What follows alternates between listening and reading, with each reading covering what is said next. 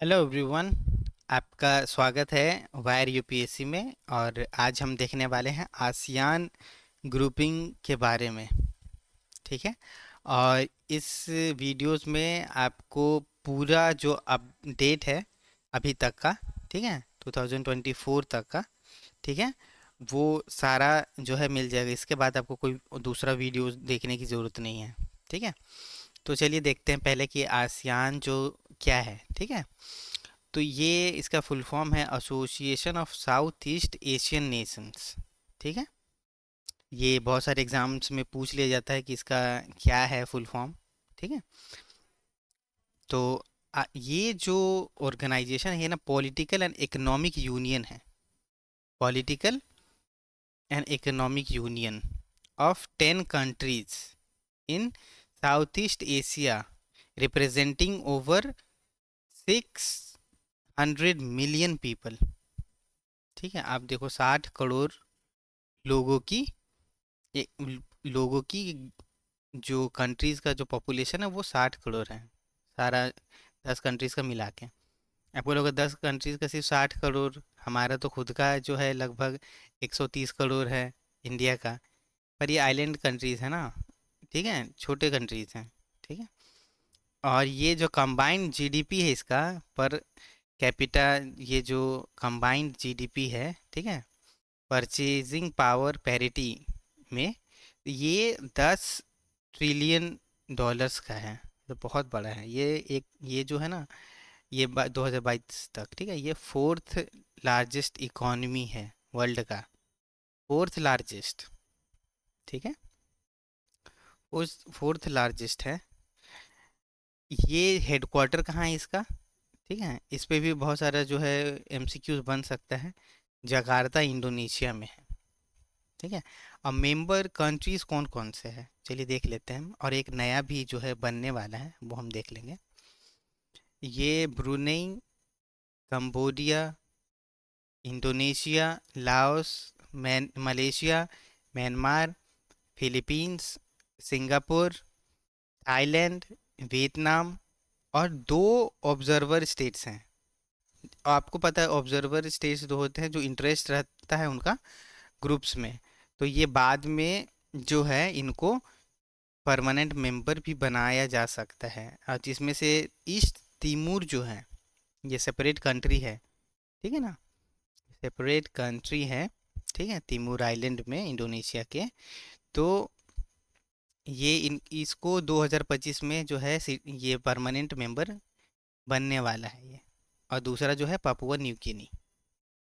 ठीक है। हम देख लेंगे इसका मैप आगे। ठीक है, चलो अभी देख लो आप मैप। ठीक है। तो ये फिलीपींस है, ये ब्रुनेई है, सिंगापुर है। ठीक है। और ये मलेशिया, देखो ये सिंगापुर, ये Thailand, Myanmar, Vietnam, Laos, Cambodia. और ये जो है ना यहाँ, ये देखो यहाँ पे है ईस्ट तिमूर। ठीक है। पापुआ न्यू गिनी भी इधर ही है। ठीक है। अब हम इसका बैकग्राउंड देखेंगे। ठीक है। तो ये कब फॉर्म हुई थी? 8 अगस्त 1967 में। ठीक है, बैंकॉक में। ठीक है, with the signing off Bangkok declaration, ASEAN declaration जिसको बोलते हैं बैंकॉक डिक्लेरेशन भी। और इसके जो 5 फाउंडिंग मेंबर्स हैं, इस पे भी बहुत सारा क्वेश्चन आ जाता है। 5 फाउंडिंग मेंबर्स कौन कौन है? ठीक है, तो इंडोनेशिया है, ठीक है, मलेशिया, फिलीपींस, सिंगापुर और थाईलैंड। अब इसका एक्रोनिम बना लेना। ठीक है, कैसे आप याद रखोगे ये पांच पांच कंट्रीज को? ठीक है। तो जैसे कि बताया 60 करोड़ की आबादी है इसका। ठीक है, 4.5 मिलियन स्क्वायर किलोमीटर्स का है। जीडीपी 10 ट्रिलियन का है। और fourth largest economy in the world है। The organisation has explained over the years with, देखिए कैसे कैसे एक्सपैंड हुआ है। ठीक है। तो ये ब्रुनेई जो है 1964 में, वियतनाम जो है 1955 में, लाओस एंड म्यांमार जो है 1997 में, और कंबोडिया है 1999 में, और ईस्ट तिमूर जो ऑब्जर्वर स्टेटस को दिया गया था वो एक्सपेक्टेड है कि वो फुल मेंबर बन जाएगा 2025 तक। ठीक है, ये याद करने की जरूरत नहीं है कि पर लेटेस्ट तो आप याद रखो कि कौन सा बनने वाला है। ठीक है, ये हमने देख लिया। अब देखिए कि आसियान का जो है जो ग्रुपिंग है, ठीक है, उसका रिलेशन किस किस के साथ है। तो इसके बहुत से कंट्रीज़ के साथ और रीजनल ऑर्गेनाइजेशन के साथ है। कंट्रीज़ देखो आप कौन कौन से हैं।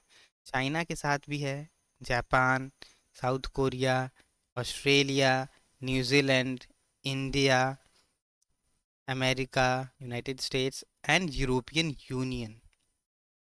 और ये ग्रुपिंग जो है इसने फ्री ट्रेड अग्रीमेंट किस किस के साथ साइन करके रखा है।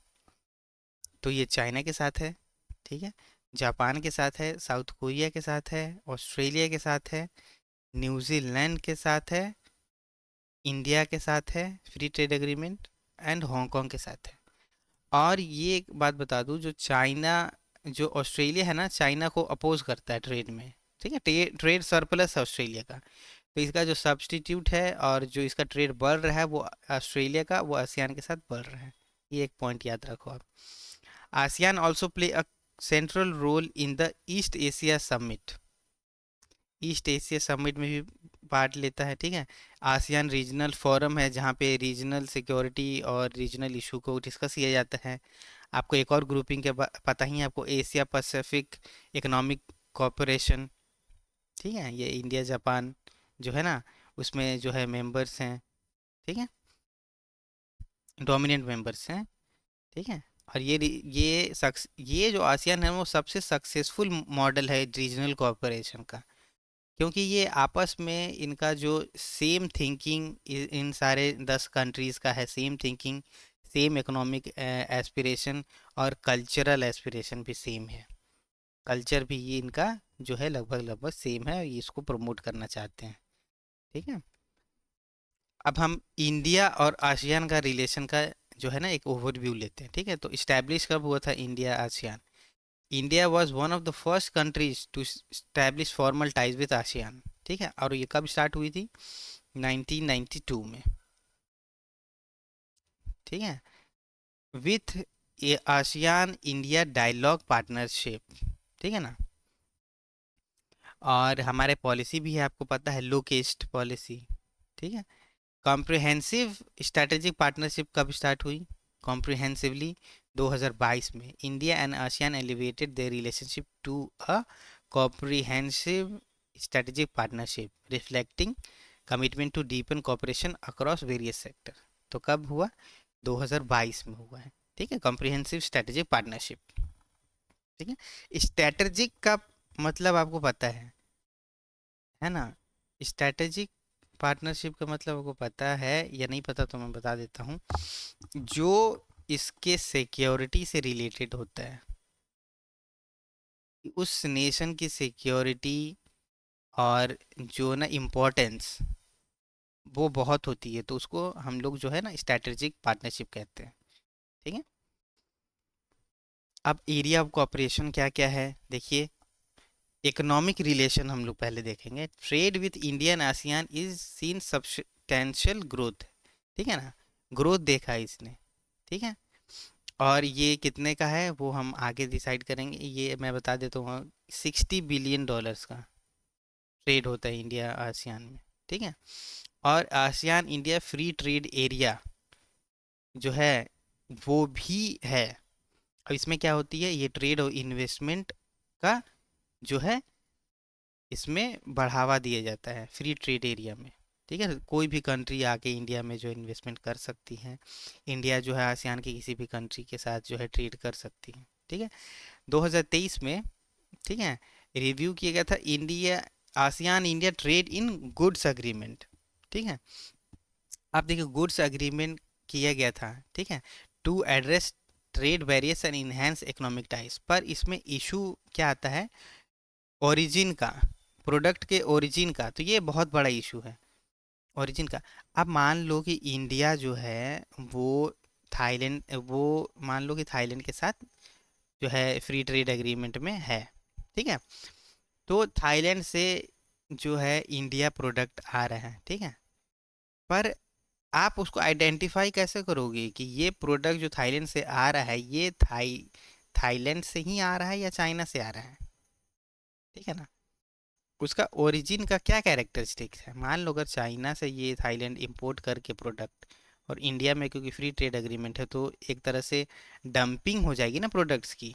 मान लो जो बिस्किट बनाती हो थाईलैंड की कंपनी, ठीक है, तो वो चाइना से बिस्किट मंगा के जो है इंडिया में सेंड भेज रही हो, ठीक है। पर इंडिया के जो इंडस्ट्री है वो मान लो कि 10 रुपये का बेच रही है बिस्किट, और जो थाईलैंड से आ रहा है वो 5 रुपये का मिल रहा है, तो इंडिया के इंडस्ट्रीज को हार्म होगा, ठीक है ना।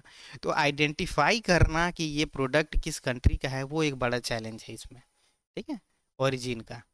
ठीक है, तो जैसे मेड इन इंडिया है, मेड इन चाइना है, ठीक है, ऐसा टैग लगा रहता है, तो टैग लगा, सिर्फ टैग लगाने से पता चल जाता है कि ये चाइना का प्रोडक्ट है। हाँ, कि या सॉरी कि ये इंडिया का प्रोडक्ट है या थाईलैंड का प्रोडक्ट है, वो प्रॉपर चेक करना पड़ता है कि ये जो कितने परसेंट तक का आप मानोगे कि ये मेड इन थाईलैंड है। क्या ये 70% रहेगा प्रोडक्ट। मान लो कि एक कंप्यूटर है, ठीक है, वो मेड इन थाईलैंड है लेकिन उसमें 70-80% कंपोनेंट है उसका जो वो चाइना से आ रहा है, चाइना से इंपोर्ट करके असेंबल किया गया है, जिसको आप मानोगे कि ओरिजिन इसका थाईलैंड है कि नहीं। तो ये सारा इशू है, ठीक है। सिक्योरिटी एंड डिफेंस में देखिए क्या कॉपरेशन है।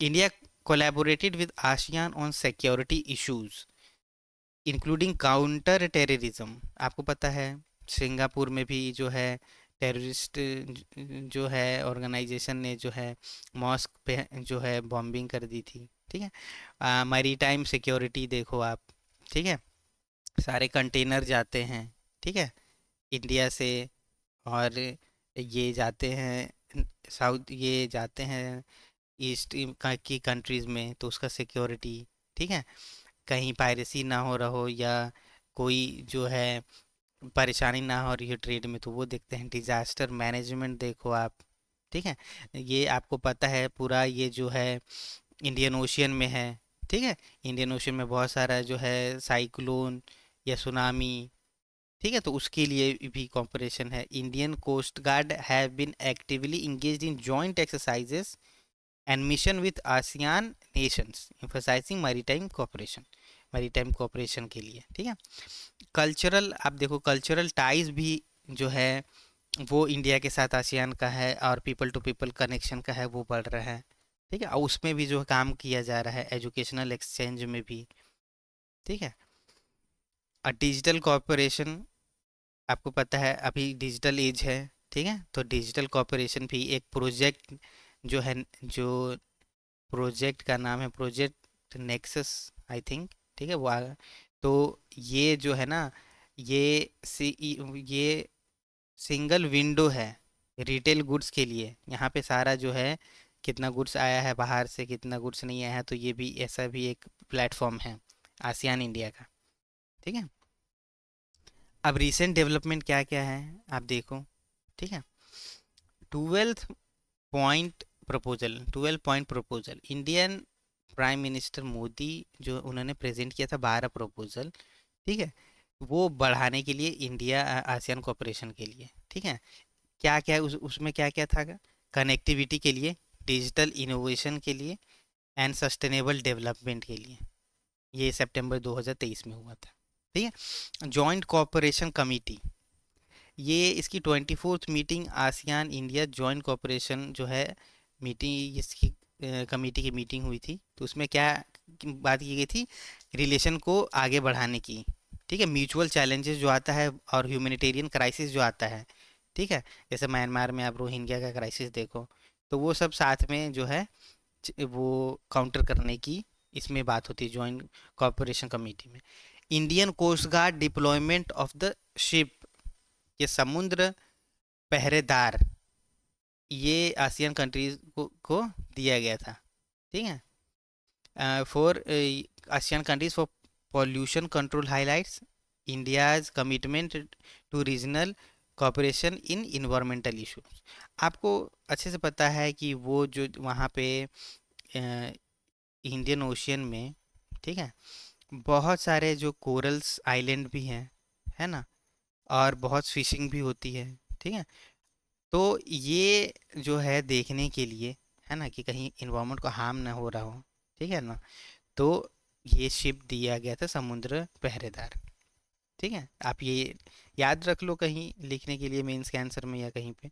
जियो political significance, India's participation in ASEAN summit underscore it's strategic importance in the Indo Pacific region, ठीक है, particularly in the context of US China dynamics and regional security concerns. अब देखिए China US का war है, ठीक है, और European union भी चाइना को जो है काउंटर करने की कोशिश कर रही है, ठीक है, फिर ऑस्ट्रेलिया भी काउंटर करने की कोशिश कर रही है चाइना को, ठीक है। और साउथ चाइना सी में तो जितने भी आसियान कंट्रीज़ हैं, जैसे फिलीपींस है, ठीक है, वियतनाम है, ये भी जो है उनका डोमिनेंस कम करने की कोशिश कर रही है, ठीक है। तो ये इंडिया के लिए बहुत इम्पोर्टेंट है, क्योंकि हमारा सारा ट्रेड जो है, ठीक है ना, इंडियन ओशियन से जाता है, ठीक है। और हम चाहते हैं कि पूरा इंडियन ओशियन से पैसिफिक तक जो है ट्रेड में, ठीक है, कोई भी इशू ना आए, कोई भी एक कंट्री जो है डोमिनेंट पोजीशन ना ले ले, ठीक है। अब हम देखते हैं, ठीक है, अगला ये कि इंडिया ने और एशियन में क्या क्या हुआ है, ठीक है। लेटेस्ट ये 2 साल का है, ठीक है, ये 2000 ये 2022 से 23, ठीक है। तो अभी तक का, sorry, 2022 was designated at Asia India friendship year. 30 साल का इंडिया एशियान डायलॉग रिलेशन का हो गया है, एनिवर्सरी था, ठीक है। और 10 साल का जो एनिवर्सरी था वो India strategic partnership with ASEAN के लिए, ठीक है। और ट्रेड रिलेशन आप देखो आप, ठीक है, ये trade relation between India and ASEAN surpassed 78 billion in 2021, but India has faced a growing trade deficit, ठीक है। क्योंकि ये सारे कंट्रीज ने इंडिया में तो भेज दिया सामान, लेकिन इंडिया का जो एक्सपोर्ट है ना, इंडिया जो एक्सपोर्ट जो है वो कम है अभी, कम है, लगभग $400 बिलियन का है ना। वो भी दूसरे, वो भी आसियान के साथ तो बहुत कम है, तो आसियान का जो सरप्लस है, ठीक है। तो ये इशू है with ASEAN country since is implementation of, जब ये इम्प्लीमेंट हुआ था 2010 में, क्या है, ASEAN India free trade agreement, ठीक है। तो रीसेंट डिस्कशन जो हुआ है उसमें यह है कि रिव्यू किया जा रहा है ASEAN India trade in goods agreement to make it more user friendly and beneficial for business. तो रिव्यू प्रोसेस जो है वो चल रहा है, और ये जुलाई में भी इसका नेक्स्ट राउंड होने वाला है। अब जियो पॉलिटिकल डिस्कशन आप ये देखो क्या क्या हो रही हैं। एक तो रशिया यूक्रेन कॉन्फ्लिक्ट है, उस पे यूएस चाइना राइवलरी पे, ठीक है। और ये चाहते हैं कि रूल बेस्ड जो है वर्ल्ड ऑर्डर रहे, रूल बेस्ड, जो कानून से चल रहा है वैसा ही ऑर्डर रहे, कोई भी एक कंट्री जैसे अमेरिका है या चाइना है वो डोमिनेंस ना करे, ठीक है ना। तो ये जो डिस्कशन इस पे हुआ था, ठीक है, कि हमें कैसे जो है देखना चाहिए रशिया यूक्रेन कॉन्फ्लिक्ट को और यूएसए चाइना राइवलरी को, ठीक है। डिफेंस एंड सिक्योरिटी कॉपरेशन आप देखो, ठीक है, मिलिट्री ट्रेनिंग जो है वो जो है पर्सनल्स की वो बढ़ा दी गई थी, ठीक है। इंडियन ओशियन और इंडियन कोस्ट गार्ड जो है ट्रेनिंग देते हैं, ठीक है ना, आसियान कंट्रीज़ के जो है कोस्ट गार्ड्स को, नेवीज़ को, ठीक है। और डिजिटल एंड इकोनॉमिक इनिशिएटिव अब देखो, तो प्रोजेक्ट नेक्सस जो जिसकी बात मैं कर रहा था, ठीक है, प्रोजेक्ट नेक्सस, तो ये instant cross border retail payments, है ना, इसको ट्रैक करता है गुड्स के लिए, ठीक है।